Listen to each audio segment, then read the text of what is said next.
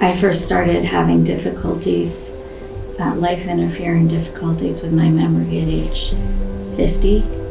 I lost all sense of time, and I mean an hour, a week, a month, a year. Biggest slap in the face experience I had with losing time.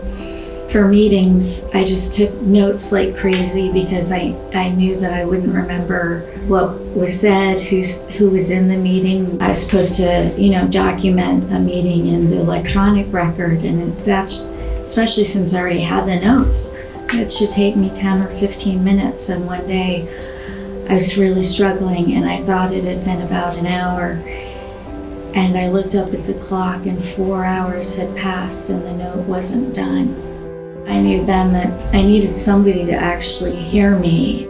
I kept having to restart books, like I would read every night, but I couldn't remember what I read the night before, and I would try 5, 10 times on the same book, and I don't read books anymore. I can't.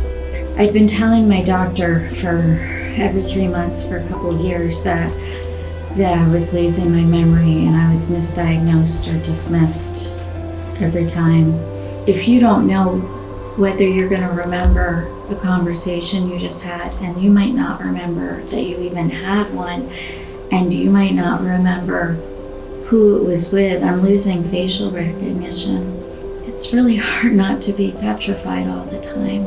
I lost my career at 53. I lost all of my retirement dreams.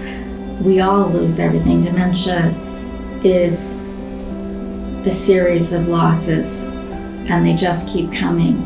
Once I was diagnosed, really my first call was to the Alzheimer's Association to figure out how to get help and to find a support group, and I luckily called Meg on her first week.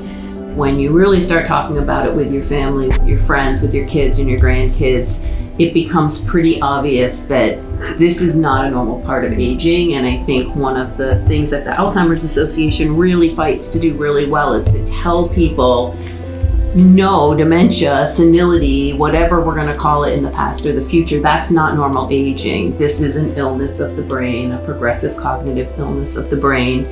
There's things that you can do to slow it down, maybe. There's no treatment, there's no cure.